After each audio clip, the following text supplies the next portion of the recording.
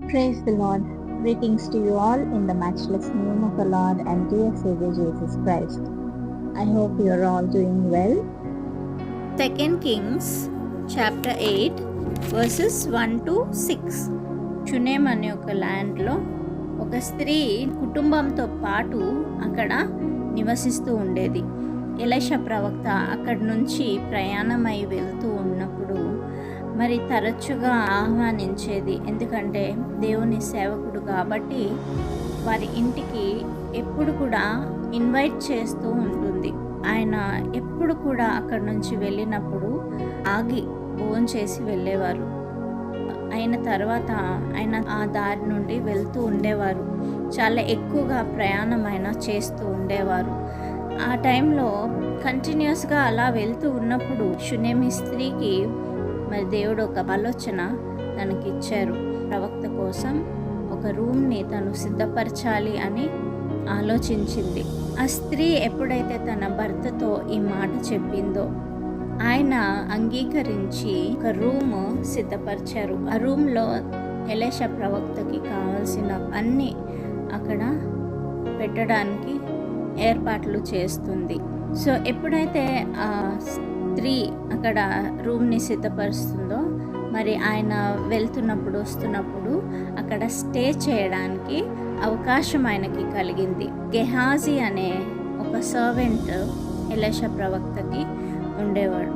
Elisha ప్రవక్త అడుగుతారనమాట, నేను ఏం చేయాలి అన్నప్పుడు సర్వెంట్తో అంటారు, ఆ లేడీకి పిల్లలు లేరు, you will bear a son by next year.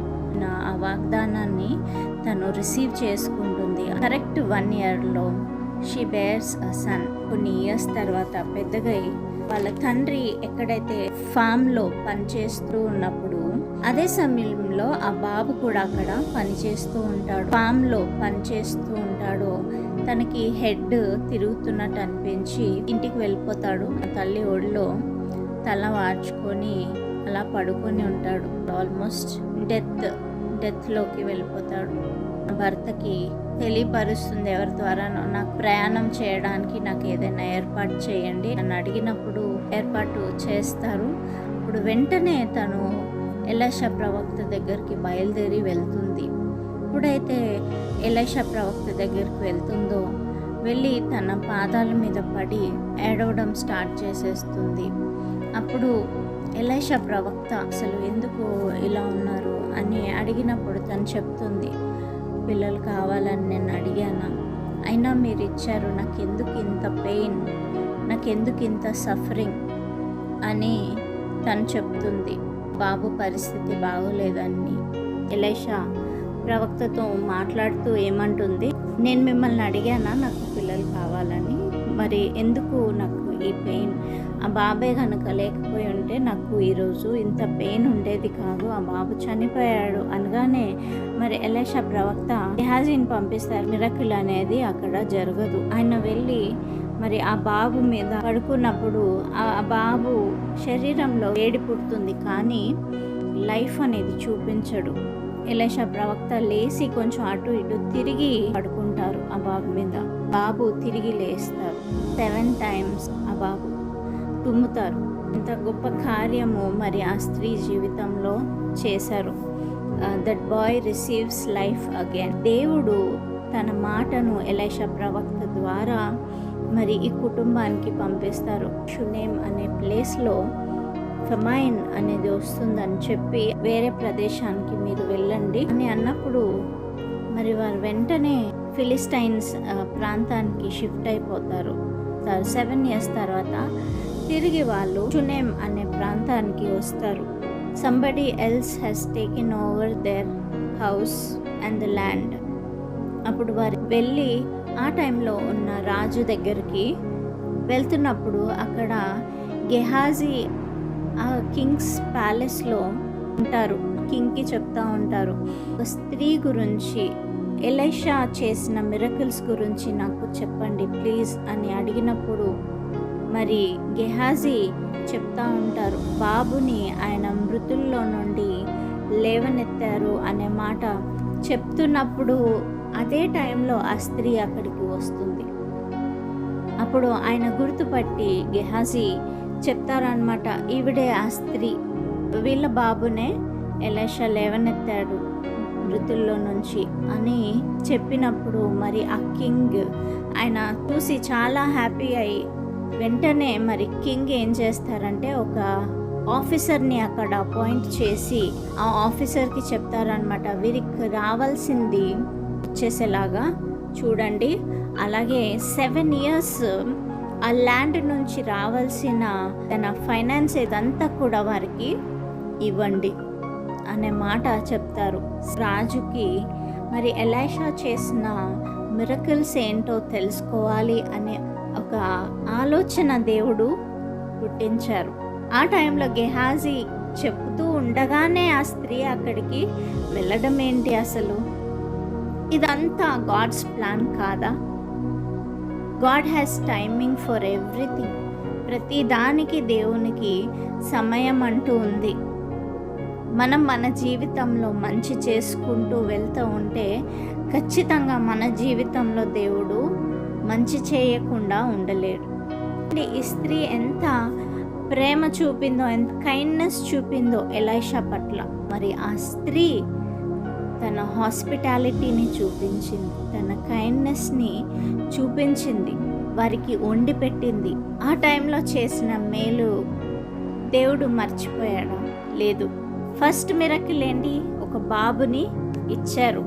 After that boy గ్రూ, మృతుల్లో నుండి లేపారు. మూడవదిగా వారికి ఆ ల్యాండ్ని తిరిగి పొందుకునే సహాయం చేశారు. అది మాత్రమే కాదు, కానీ 7 years వారికి రావాల్సిన ధనం అంతా కూడా వారికి చేరేలాగా చేశారు. అంటే ఈరోజు ఎంతోమంది కోర్టు కేసుల చుట్టూ తిరుగుతున్నారు. ఎన్నో ఇయర్స్ గడిచిపోతుంది. ఎన్నో ఇయర్స్ వరకు నా పరిస్థితి ఏంటి అని అనుకుంటారు చాలామంది. కొంతమందిది మనీ ఎక్కడో స్టక్ అయిపోతుంది.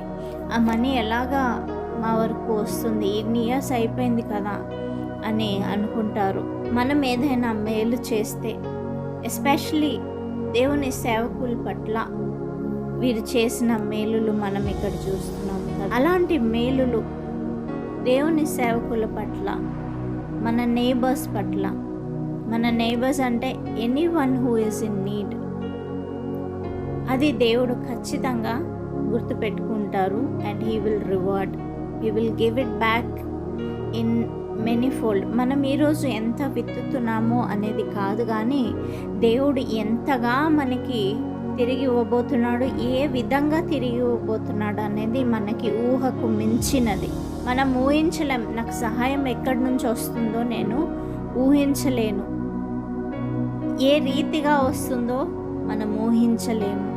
దేవుడు మరి అలాంటి విధంగా ఆశీర్వదిస్తారు. మనం ఎలాంటి పరిస్థితిలో ఉన్నా కూడా దేవుడు మనకి సహాయం చేయగలిగే శక్తిమంతుడై ఉన్నాడు. మనం నేర్చుకోవాల్సింది ఏంటి ఇక్కడ నుంచి అంటే, దేవుని సేవకుల పట్ల we have to be hospitable, we have to be kind. వారి పట్ల మనం చేయాల్సిందంతా కూడా మనం చేయగలగాలి. మన ఆఫరింగ్స్ మనం దేవునికి ఇస్తున్నామా?